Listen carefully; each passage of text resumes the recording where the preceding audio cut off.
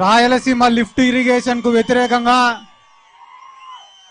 చంద్రబాబు నాయుడు గారు రేవంత్ రెడ్డి చేసుకున్న చీకటి ఒప్పందానికి వ్యతిరేకంగా ఈరోజు ఇక్కడ ఏర్పాటు చేసుకున్న ఈ సమావేశానికి విచ్చేసిన వేదిక మీద ఉన్న పెద్దలందరికీ ముందుగా సభాధ్యక్షులు కాటసాని రాంభూపాల్ రెడ్డి గారికి, పెద్దలు సజ్జల రామకృష్ణారెడ్డి గారికి, పెద్దిరెడ్డి రామచంద్రారెడ్డి గారికి, అలాగే మిగతా నాయకులకు అందరికీ ముందుగా నా హృదయపూర్వక నమస్కారాలు తెలియజేసుకుంటున్నా.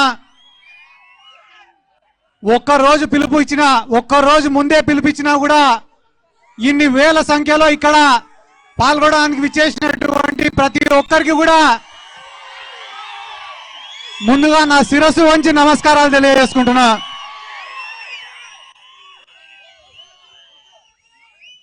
ముఖ్యంగా రాయలసీమ లిఫ్ట్ ఇరిగేషన్ అంటే మా జిల్లాలో ఉండే తెలుగుదేశం పార్టీ నాయకులు, రాయలసీమ ఉద్యమకారులు అని చెప్పుకునే చాలా మంది కూడా గడిచిన 2 రోజుల నుంచి ఈ రాయలసీమ లిఫ్ట్ ఇరిగేషన్ వేస్ట్ అని చెప్పడం మొదలుపెట్టినారు. మాకు చాలా బాధగా ఉంది. ఎందుకు బాధగా ఉందంటే వైఎస్ రాజశేఖర రెడ్డి గారితో పాటు మా తాత బైరెడ్డి శేషసేనారెడ్డి గారు కూడా ఇదే పోతిరెడ్డిపాడు విస్తీర్ణం పెంచాలని చెప్పి, పెంచితే తప్ప రాయలసీమ బాగుపడదని చెప్పి ఆ రోజు పాదయాత్ర చేసినారు. ఆ రోజు కథలన్నీ మర్చిపోయినారు. ఈ రోజు రాజకీయ స్వార్థం కోసం ఎవరైనా పోయి నీళ్ళు అడిగినారనుకో, అన్న మా నియోజకవర్గంలో ఏ రైతు కూడా నాయకుల దగ్గరికి పోయి నీళ్ళు అడగకూడదు. పొరపాటున ఎవరైనా నీళ్ళు అడిగినారనుకో, టీఎంసీ అంటే ఏందో చెప్పంటారు, క్యూసెక్ అంటే ఏందో చెప్పు అంటారు, హై లెవెల్ కెనాల్ అంటే ఏందో చెప్పు అంటారు, లో లెవెల్ కెనాల్ అంటే ఏందో చెప్పు అంటారు, రైట్ బ్రాంచ్ కెనాల్ ఏందో చెప్పు అంటారు, లెఫ్ట్ బ్రాంచ్ కెనాల్ ఏదో చెప్పు అంటారు. అవన్నీ చదువుకునే మేము కూడా ఏఈలమో డిఈలమో ఇరిగేషన్ ఆఫీసులోనో పనిచేసింది. ఇవి అడిగేటోళ్లకు టీఎంసీ అంటే ఏమో తెలియదు మాకు, కానీ ఆయన ఏ పార్టీలో ఉంటాడో కూడా మాకు తెలియదు. 2 రోజులకు ఒకసారి మమ్మల్ని విమర్శించడం తప్ప ఏం తెలియదు. ఈ తెలుగుదేశం వాళ్ళు ఒక్క పని కూడా చేయరు.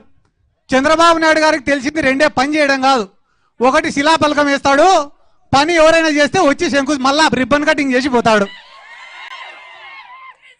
మా నియోజకవర్గంలో అందరూ కూడా ఒక కథ చెప్పుకుంటా అంటారు. ఏం రా అంటే వేటగాడి కథ. ఒక వేటగాడు ఉన్నాడంట, భయంకరమైన భీకరమైన యుద్ధం చేసి అడవిలో పులిని చంపినాడంట. చంపిన తర్వాత పాపం వేటగాడికి కూడా బాగా దెబ్బలు తగిలినాయంట. ఆ దెబ్బలకు ఆ నొప్పులకు తట్టుకోలేక ఆడి నుంచి వెళ్ళిపోతే తర్వాత చంద్రబాబు నాయుడు లాంటి వాడు వచ్చినాడు. ఆడికి వచ్చి ఆ పులిగుండే గోర్లు పళ్ళు అన్ని ఎత్తుకొని పోయి నేనే చంపినది నేను నేడంతా. అట్ట ఏ ఒక్క పని కూడా ఈ రాష్ట్రంలో వాళ్ళు చేయరు. ఎందుకంటే ఇక్కడ గొప్పగా వాళ్ళు ఏం చెప్పుకుంటారంటే ఇంకొకటి హెచ్ఎన్ఎస్ఎస్ పనుల గురించి చెప్పుకుంటారు. హెచ్ఎన్ఎస్ఎస్ పనులు ఎన్టీ రామారావు గారిది ఆలోచన అయితే, అడ్మినిస్ట్రేటివ్ శాంక్షన్ ఇచ్చింది వాళ్ళైతే, దానిలో పూర్తి చేసిందంతా కూడా వైఎస్ రాజశేఖర రెడ్డి గారు అప్పుడు ఉన్నటువంటి కాంగ్రెస్ ప్రభుత్వం. అంతే తప్ప చంద్రబాబు నాయుడుకు దానికి ఎటువంటి సంబంధం కూడా లేదు. అలాగనే ఈరోజు మీరు ఏమన్నా అడగండి, తప్పించుకునేటివే ఉంటాయి తప్ప సమాధానం చెప్పారు. లడ్డు గురించి అడిగినామంటే తప్పించుకుంటారు, మనోళ్ళపైన దాడులు చేస్తారు. మా ఊర్లో పాపం అందరు పోయి సార్ యూరియా కొరత ఉంది సార్ అంటే, రే వద్దురా మీకే మంచిది కాదు క్యాన్సర్ వస్తుంది అన్నారు. అంటే ఇంకా ఎవడు యూరియా గురించి అడగకూడదు. ఏం సార్ 18 ఏళ్ళు దాటిన మహిళలకు అందరికి 1500 ఇస్తారంటే, ఏం చేసుకుంటారమ్మా నా దగ్గర ఉంటే భద్రంగా ఉంటాయి అవన్నీ అంటాడు. అంటే ఏ మాట మాట్లాడినా కూడా అబద్ధమే తప్ప ఇంకొకటి లేదు. పవన్ కళ్యాణ్ గారు ఒకరు ఉన్నారు, మీకు ఏ ఆపద వచ్చినా నాది పూచి నన్ను నమ్మి ఆ పక్క ఓటేయండి అని అడిగినారు. పాపం నమ్మి ఓటేస్తే 2 సంవత్సరాలు అయింది, ఈ రోజు వరకు మా నియోజకవర్గాల పక్కకు కూడా రాలేన్నాం. ఆయన కేవలం 2-3 నియోజకవర్గాలు తప్ప ఏడ తిరగాడు. కాబట్టి ఒక్క మాట మీకు అందరికీ చెప్పేదన్నా, ఇక్కడ వేదిక మీద ఉన్న పెద్దలకు అందరికీ నా రిక్వెస్ట్ ఏం రా అంటే, రాయలసీమకు కానీ మీ నెల్లూరు జిల్లాకు కానీ ఎక్కడికి నీళ్లు పోవాలన్నా మా నందికొట్కూరు తాలూకా నుంచే పోవాలా. ఇట్లా గోరకల్లు రిజర్వాయర్కు పోవాలన్నా, అవుకు రిజర్వాయర్కు పోవాలన్నా, జిఎన్ఎస్ఎస్ ప్రాజెక్టు కింద ఉండే 11 రిజర్వాయర్లకు, గండికోటకు కానీ వామికొండకు కానీ సర్వరాయ సాగర్ కానీ మన 11 ప్రాజెక్టులు జిఎన్ఎస్ కింద పోవాలన్నా, కేసీ కెనాల్కు నీళ్లు పోవాలన్నా, నిప్పులవాగు ద్వారా కేసీ కెనాల్కు పోవాలన్నా, మీకు వెలిగోడ రిజర్వాయర్కు పోవాలన్నా, బ్రహ్మం సాగర్కు నీళ్లు పోవాలన్నా, కంటలేరుకు నీళ్లు పోవాలన్నా, సోమశీలకు నీళ్లు పోవాలన్నా, చివరికి మెడ్రాస్కు నీళ్లు పోవాలన్నా కూడా మా నందికొట్కూరు తాలూకా నుంచే పోవాలా. శ్రీశైలం ప్రాజెక్టు కోసం భూములు కోల్పోయింది మేము. ఈ రోజుకి 98 జీవో కింద ఉద్యోగాలు రాలే అని చెప్పి వందల మంది రోడ్లు పట్టుకొని తిరుగుతా అంటే వాళ్ళ బాధలు చూడలేక కన్నీళ్లు పెట్టుకుంటా అనేది మేము. ఇంతమందికి నీళ్ళు ఇచ్చి ఇన్ని భూములు ఇచ్చి ఈ రోజు మా ప్రాంతంలో నిలబడే ప్రాజెక్టులు ఎందుకు పనికిరావంటే మాట్లాడే వాళ్ళు మా నియోజకవర్గాలలోకి వస్తే చెప్పులతోటి చీపుర్లతోటి ఖచ్చితంగా తంతామని కూడా చెప్తున్నాం. ఎందుకంటే ఎన్నో ప్రాజెక్టులకు లేవన్నా పోతిరెడ్డిపాడు కావచ్చు, బనకచర్ల కావచ్చు, ఇట్లా పోతే హెచ్ఎన్ఎస్ఎస్ కావచ్చు, మల్యాల లిఫ్ట్ ఇరిగేషన్ కావచ్చు, ముచ్చుమారి ఎత్తిపోతల పథకం కావచ్చు, ఏ ప్రాజెక్ట్ వచ్చినా మేము భూములు కోల్పోతున్నాం, సర్వస్వం కోల్పోతున్నాం, ఈ ప్రాంతం ఇడిచిపెట్టి వలసలు పోతున్నాం. అందరూ మాట్లాడుకుంటున్నారు. ముఖ్యంగా మా ప్రాంతానికి వచ్చేది ఏముంది? ప్రతి సంవత్సరం ఒక రైతు అనేవాడు పంటేస్తే నష్టమే.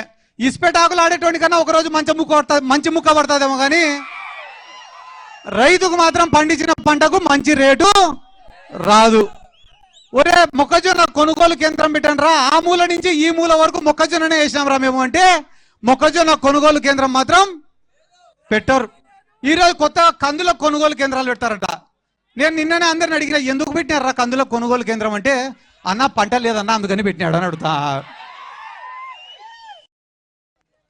కాబట్టి ఇంకా పెద్దలు చాలా మంది ఒక 2-3% డబ్బులు ఉండే వాళ్ళు ఉన్నారు, కానీ వాళ్ళు అవతల పార్టీలో ఉన్నారన్నా.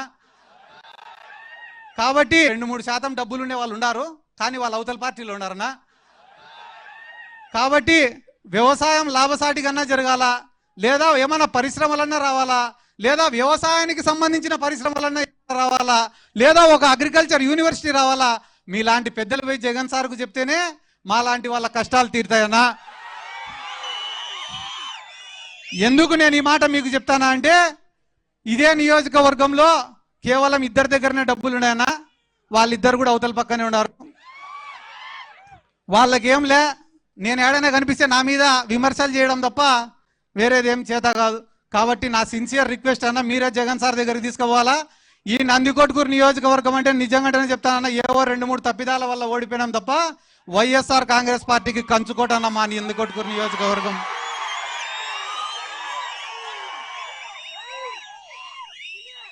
రేపు ఇప్పటికిప్పుడు ఎన్నికలు జరిగినా కూడా భారీ మెజార్టీతో మనం గెలిచడం ఖాయం ఈ నియోజకవర్గంలో. ఎందుకంటే మీకు కేవలం ఒక్కరోజు సమయం ఇస్తేనే వచ్చినటువంటి జనం. కాబట్టి మాకు కూడా ఇంతగా గడిచిన 2 రోజులుగా సహకరించినటువంటి కాటసాని రాంభూపాల్ రెడ్డి గారికి, మిగతా వేదిక మీద ఉన్న పెద్దలకు అందరికీ నా ధన్యవాదాలు తెలుపుకుంటూ మరొకసారి మీకందరికీ నా శిరస్సు వంచి నమస్కారాలు తెలియజేసుకుంటూ సెలవు తీసుకుంటున్నాను. జై జగన్, జై జగన్, జై రాయలసీమ. షేర్ చేయండి, లైక్ చేయండి, సబ్స్క్రైబ్ చేయండి. మరిన్ని వీడియోల కోసం బెల్ సింబల్ పై క్లిక్ చేయండి.